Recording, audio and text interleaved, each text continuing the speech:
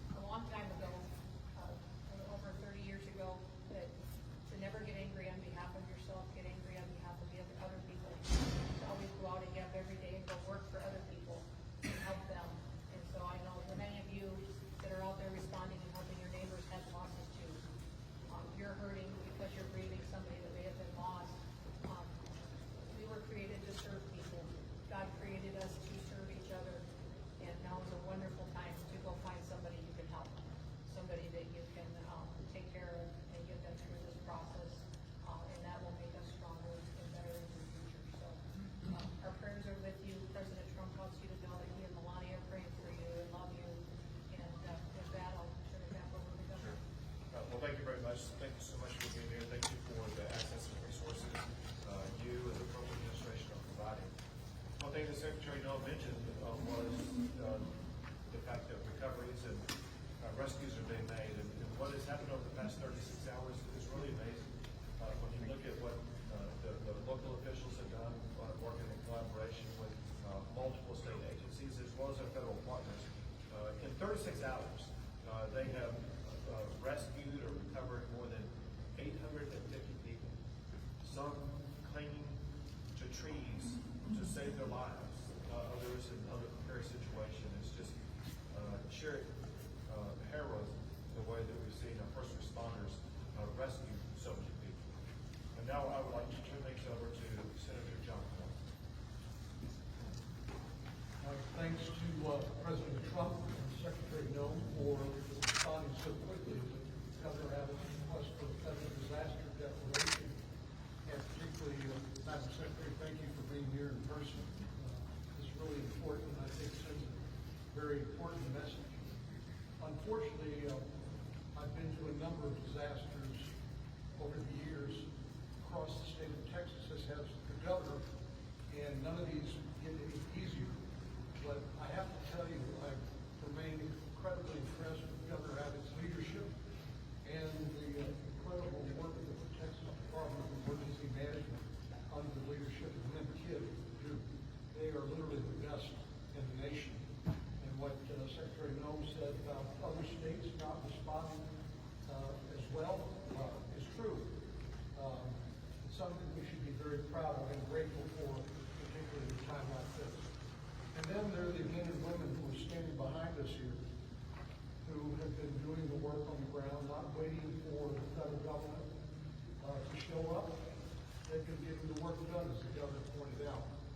And we are all together. We are praying for those who have lost loved ones and are grieving. We are celebrating with those who have been reacquainted with and rejoined with family members. And a few years ago, the governor will remember this, up in West Texas after a terrible disaster, a county commissioner there said something to me that I think is appropriate at a time like this. He said, being from Texas is not just about where you're from, it's who your family is. And so when things like this happen, we come together as a family, as Texans, in a way that I'm very proud of. But it's very important because this is who our family is, and we owe it to them. And I take the governor his word that he and his team will be relentless in supporting all the efforts at the local and the federal level until every last person is accounted for and those families are reunited with their loved ones. But Governor, thank you again for your leadership. Secretary Noel, it means a lot to us for you to be here, and we appreciate Governor Abbott and Chief Kidd, but we appreciate President Trump and you responding so quickly to the governor's request for disaster declaration. Thank you very much. And now Congressman Chipko. Thank you, Governor. Thanks all of you for being here. Before I was crazy enough to run for Congress, my family and I started a tradition of coming down to Kerrville for 4th of July. And we've been coming here every summer since my kids were little. They're now 14 and 15. See Robert Earl and whoever else was playing. And pictures have been popping up on my phone, the ones that, kicked on the anniversary of different shows, a bunch of different shows over the last decade. It hits home. It really does. It hits personally for those of us for whom this is our community, our home. My family lives in Hays County, but we spend a lot of time in Kerr. And I can't say enough about the local leadership and what they've been doing in the face of this disaster. Your city manager has done an extraordinary job. Your sheriff has done an extraordinary job. I could go down the list of everybody and I'll leave somebody out. But I can't say enough about what they've done, and then I can't say enough about the governor and about them and about the leadership that has come from the state and from DPS and from TDM to get this done and do what we're in the process of still doing to react to this been professional, and it's been extremely well done. And I have to say, the secretary yesterday, I reached out to her office. I think it might be 15 minutes later that I got a call from the secretary, immediately responding to requests. I talked to them about the need for Army Corps support, some other stuff. Immediately talked to the secretary about it. The collaboration, teamwork, local, state, and federal. I cannot overstate the extent to which everybody set aside turfs or any of those kinds of things to deliver for the people of Texas. Now, we're far from having finished the job. We're all here knowing that we still have work to do. We're still prayerful. We're still hopeful. Obviously, there's a lot here that we're dealing with, but I'm deeply appreciative for that coordination. And the last point that I'll just make is, you know, I've said this a little bit earlier this morning. There's going to be a lot of finger pointing and a lot of second guessing and Monday morning quarterbacking. And I just want to pick up on what I think the governor said about 50-something individuals that were moved quickly in this circumstance. And a once in a century flood where you get 12, 14 inches, where you get a 26 to 30 foot increase in water in the course of an hour and a half at 4 to 6 o'clock in the morning on a holiday. And that's what we're dealing with in these circumstances, where those camps are. There's a lot of people saying why and how. I understand that. And I understand why parents would be asking those questions and all of the media. But where we are right now in terms of what we've done to be able to protect people, move them, get them out of the camps, and the heroic efforts of people that worked in those camps, directors of the camps, people who owned the camps, who not just risked their lives, gave their lives to try to go save the lives of those kids. That's who they are as Texans. And I'm so proud of that. And I'm so proud of the work that everyone's done to do that. And now we just got to finish the job and be with the people, and importantly, pray for the families who have lost their loved ones. Thank you. Now, Carter County Judge, go. Yes, I think I'm the only one in this state that lives in the park. And our property is really kind of full.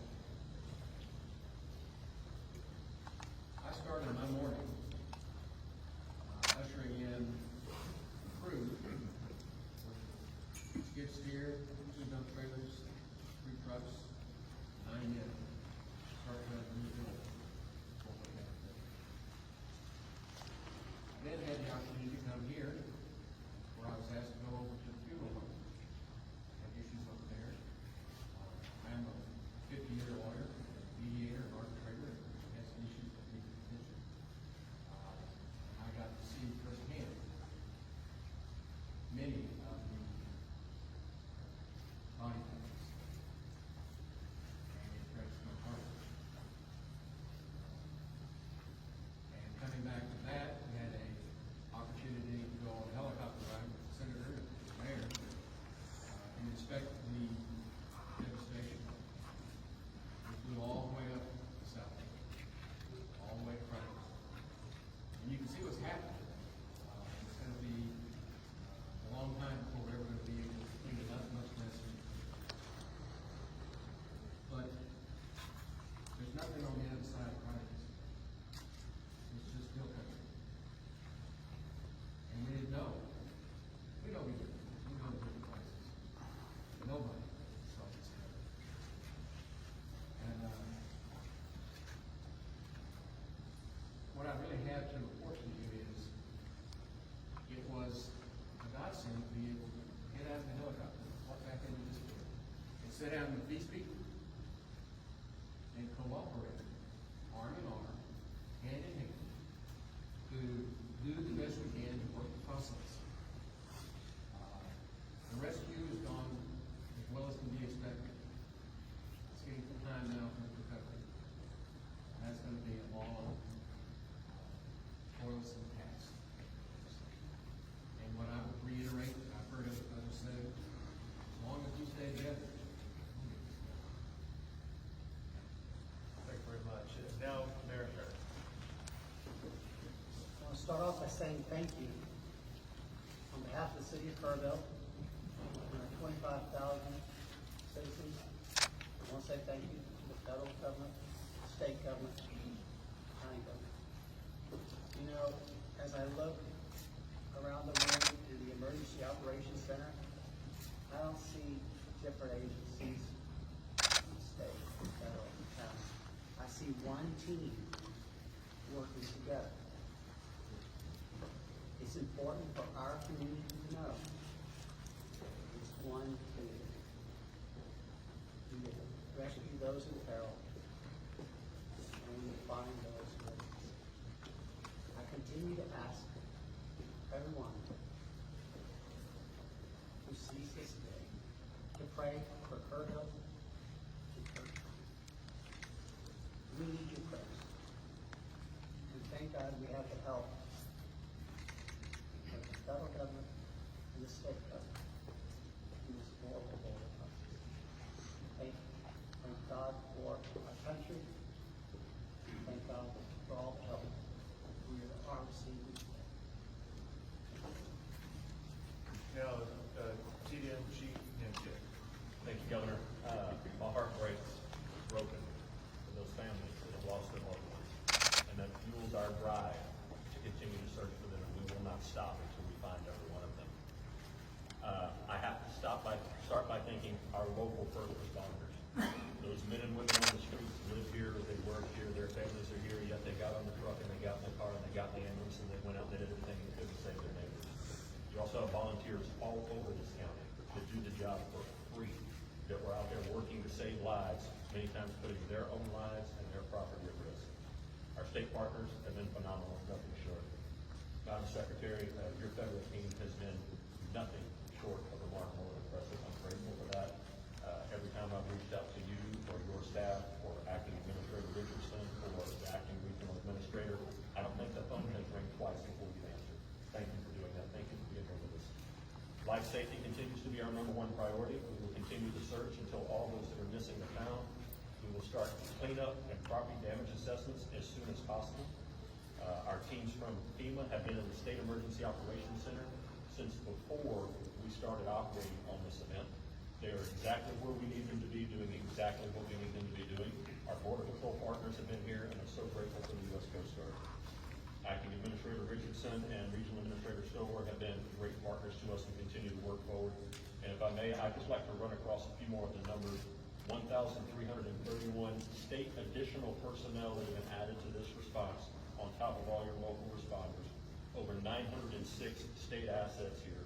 That's 125 from our agency, 172 from the Urban Search and Rescue Team at Texas Task Force 1, over 160 from the Department of Public Safety, over 250 from the Texas Department of Transportation, 170 from the Texas Wildlife Department, Military Department 136, and the A&M Forest Service here with 115, and almost 190 people on the health and medical side.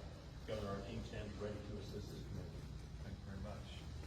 One last thing, and that is, there is a word that's been the most common word that's been spoken over the past 36 hours, and that is the word prayer. It's been repeated by the people who are watching this as we speak right now. It's repeated often on social media, through phone calls, through texts, and those prayers are answered in so many ways.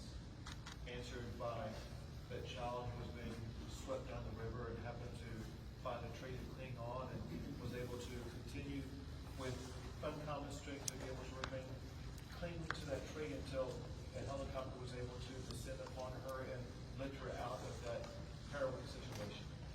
Could have been the reason why water stopped rising into a home or a cabin or something that would cause an entire building to float away. It could be the reason why there have been so many people have been located where they were down the river basin. Could be something that prevents somebody from getting into the water to begin with. All we know is that prayer does work. Your prayers have made a difference. We ask for continued prayers as we continue our efforts to locate everybody who's been affected by this. And pray so much for the families who've lost a loved one, who are going through challenging times that they never imagined. On the 3rd of July, that something like this would happen. Prayer matters. And we thank God Almighty. God has blessed Texas and will continue to bless our great state. We'll take a few questions. Have the numbers changed? 27 dead and 27 missing from Canvas. What I can tell you is, still 27 missing, We have recovered some additional bodies at this time, we're trying to identify, at this time. What I can tell you an update, there's 32 deceased, 18 of those are adults, 14 are children. 5 of the adults remain unidentified, and 3 children remain unidentified. We're still working on that this time. As I said earlier this morning, the numbers are gonna continue to change. They're gonna continue to change till we're done. It's been a very good day as far as being out there and being able to do some things that we've got a lot of. Chief, early on, there was a lot of conflicting information about the search, about the number of fatalities missing, even a lot of families and parents were rightfully concerned and more importantly, confused about all this information.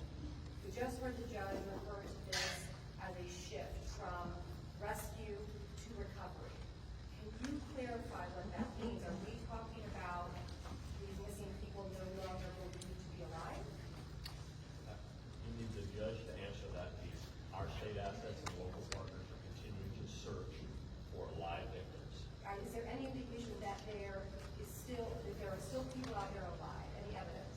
History would tell us that after a certain time period, those chances diminish. And we can talk about all of the numbers and the metrics on that.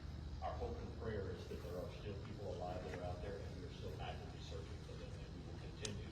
And listen, that will turn into recovery at some point, and none of us want to put a time period on that right now. But when you talk to the men and women that are up there in those helicopters and out in those boats and walking the ground, they're looking for live people right now, doing everything they can to continue to search as fast as possible. And Judge, just a moment to clarify, because we want to be very clear with especially families and parents that are watching this. What makes you feel like this has gone from rescue to potential recovery? Because there is a difference. We will investigate. Two more questions? What does the search effort look like right now? Where is it concentrated? I want to say this. Yes, sir. My instruction to every state agency involved in this is to assume everybody who is missing is alive, and there's a need for speed. Not just every hour, every minute counts, which is why there's people in the air, people in the water, people on the ground right now, because they're looking to save every last life, and we will not give up that. Two more questions, folks. I live in Kerrville. Why was the National Weather Service not cleaning our phones before 7 o'clock the day of 4th of July? And either federal people can answer that maybe for us. I got updates at 7 o'clock, first light off I heard. And I've heard updates throughout the week, but not before 7 o'clock in the morning. Wasn't that a fundamental failure of the federal government's responsibility to keep us safe? My background is, before I was in the secretary position here in the Trump administration, I was governor of South Dakota and served in Congress for 8 years before I was governor. And so I will tell you that for decades, for years, everybody knows that the weather is extremely difficult to predict, but also that the National Weather Service over the years at times has done well, and at times we have all wanted more time and more warning and more alerts and more notification. That is something, and one of the reasons that when President Trump took office, that he said he wanted to fix, and is currently upgrading the technology, and the National Weather Service has indicated that with that and NOAA, that we needed to renew this ancient system that has been left in place with the federal government for many, many years, and that is the reforms that are ongoing there. The timeline that I have, I don't oversee the National Weather Service, that's not under my department, but the timeline that I did receive from them was that the notifications started to look at its expansion for limited flood impact area that started on July 3rd at 1:18 p.m. The flood watch was issued, although it was moderate, it wasn't to the extremes that it was, but when the system came over the area that it solved, it was much more water, much like I think we experienced during Harvey, the same type of system that was unpredictable in the way that it reacted and the way that it stopped right here and dropped unprecedented amounts of rain and caused a flooding event like this. They continue to elevate and up their notifications.